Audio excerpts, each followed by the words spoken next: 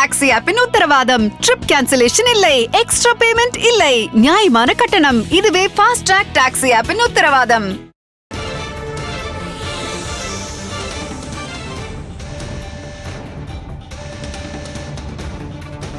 அண்மை செய்தி. தேர்தல் அறிக்கை தொடர்பாக மக்களிடம் திமுக கருத்து கேட்க இருக்கிறது. இது தொடர்பான கூடுதல் விவரங்களை வழங்குவதற்காக செய்தியாளர் ரமேஷ் இணைப்பில் இருக்கிறார்.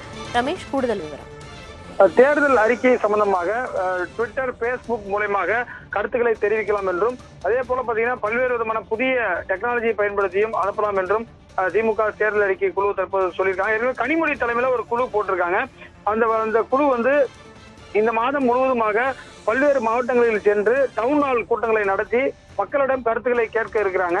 இந்த நிலையில அந்த டிஎம்கே மேனிஃபெஸ்டோ 2024 என்ற ஒரு ட்விட்டர் பக்கத்தையும் அதையும் கொடுத்திருக்காங்க. அதே போல பேஸ்புக் டிஎம்கே மேனிஃபெஸ்டோ 2024 என்ற அந்த பேஸ்புக் தளத்திலையும் போய் கமெண்ட்ஸ்ல போடலாம் அப்படின்னு சொல்றாங்க. அது இல்லாம ஒரு மொபைல் நம்பரும் கொடுத்திருக்காங்க, ஹாட்லைன் நம்பரும் கொடுத்திருக்காங்க. அதே போல கடிதம் மூலமாகவும் அண்ணா அறிவாலயத்திற்கும் அனுப்பலாம் அப்படின்னு சொல்லியிருக்காங்க. எழுத்துப்பூர்வமாகவும் அனுப்பலாம்னு சொல்லிட்டு QR கார்டு பயன்படுத்தியும் அனுப்பலாம் அப்படின்னு சொல்லியிருக்காங்க.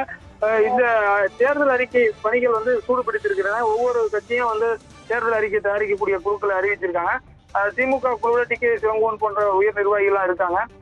இந்த குழு கருத்துக்களை கேட்டு 23ஆம் தேதிக்குள்ள பணிகளை முடித்து இந்த மாத இறுதியில திமுகவுடைய தேர்தல் அறிக்கை வெளியிடப்படும் என்று எதிர்பார்க்கப்படுகிறது. பிரியா.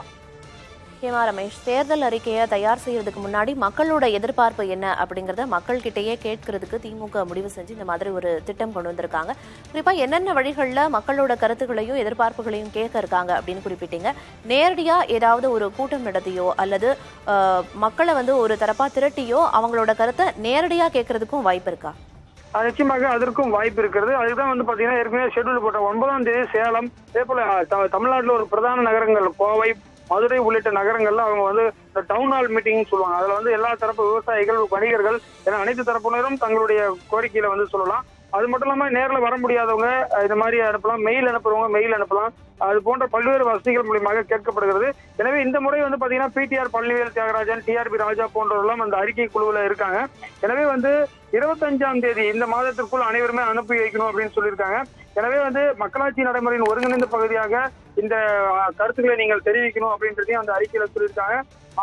தமிழ்நாட்டை சுயாட்சி மாநிலமாகவும் இந்தியாவின் முன்னோடி மாநிலமாகவும் ஒருங்கிணைந்து உருவாக்குவோம் அப்படின்றதையும் அதுல சொல்லியிருக்காங்க. தொடர்ச்சியாக எவ்வளவு பேர் அனுப்புறாங்கன்றதை நம்ம பொறுத்திருந்து பார்க்கலாம். பிரியா, தற்போதைய விவரங்களை வழங்கியதற்கு நன்றி ரமேஷ். ஃபாஸ்ட் ட்ராக் டாக்ஸி ஆப்பின் உத்தரவாதம். ட்ரிப் கேன்சலேஷன் இல்லை, எக்ஸ்ட்ரா பேமெண்ட் இல்லை, நியாயமான கட்டணம். இதுவே ஃபாஸ்ட் ட்ராக் டாக்ஸி ஆப்பின் உத்தரவாதம்.